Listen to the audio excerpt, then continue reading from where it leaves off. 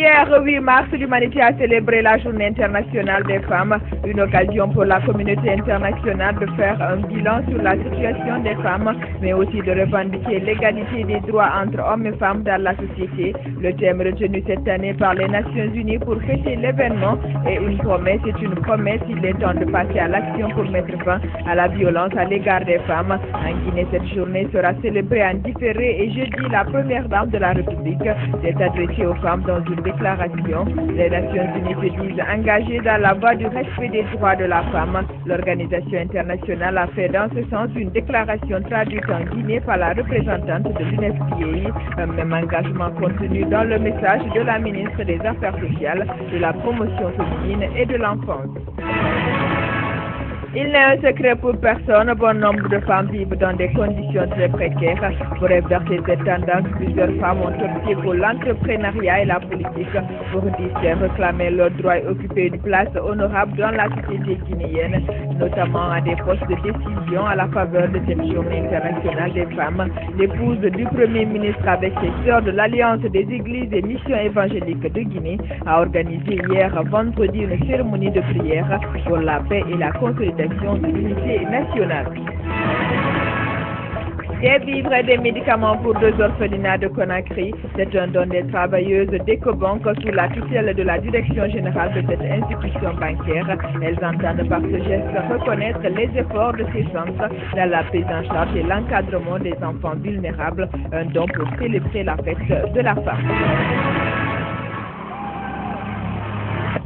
Les militants de l'opposition tués lors de la marche du 27 février dernier ont été inhumés hier vendredi au cimetière de Bambeto. Auparavant, un dernier hommage leur a été rendu par les militants du collectif de l'ADP et du CDR de la grande mosquée Faisal jusqu'à Bambeto. Des heurts ont été signalés entre des groupes de jeunes et des forces de l'ordre au siège national du RPG Arc-en-Ciel. La cérémonie d'inhumation a connu la présence des principaux leaders de l'opposition.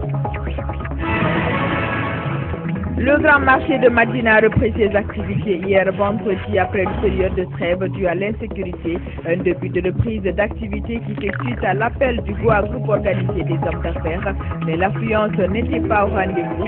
Certains commerçants n'ont eu aucun problème à ouvrir leurs boutiques et magasins, d'autres par contre sont restés désemparés. Ils demandent des dommages.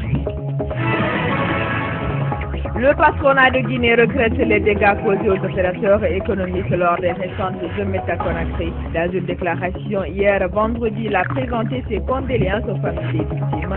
Le patronat de Guinée dit prêt pour la normalisation de la vie économique.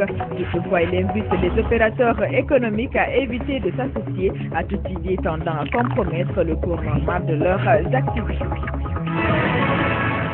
Conakry accueille dimanche prochain le 24e sommet des chefs d'État de l'Union du fleuve Mano, une organisation sous-régionale qui regroupe 4 pays à savoir le Libéria, la Sierra Leone, la Côte d'Ivoire et la Guinée. Un sommet qui connaîtra la participation des dirigeants des pays de l'Union du fleuve Mano. La Guinée sera présente en France à l'occasion du Salon international du tourisme dénommé Le Monde à Paris du 21 au 24 mars prochain. Un salon durant lequel une journée sera consacrée essentiellement au secteur du tourisme en Guinée le 22 mars. Pour informer les hommes de médias sur les préparatifs de la participation de la Guinée et les dispositions prises par le département du tourisme, le ministre était vendredi face à la presse. Signature d'alliance entre le Parti de l'Unité et du Progrès PUP et l'Union pour la démocratie et le développement UGDD. Elle a réuni au siège de l'ancien parti au pouvoir des représentants des 2 formations politiques et des militants et sympathisants. Des cadres du secteur de la microfinance ont entamé hier vendredi une session de formation. Les travaux vont durer 1 mois. Les participants se réunissent autour du thème gouvernance, planification, gestion de crédit et comptabilité. C'est dans le cadre du renforcement des capacités opérationnelles et techniques du personnel de la microfinance.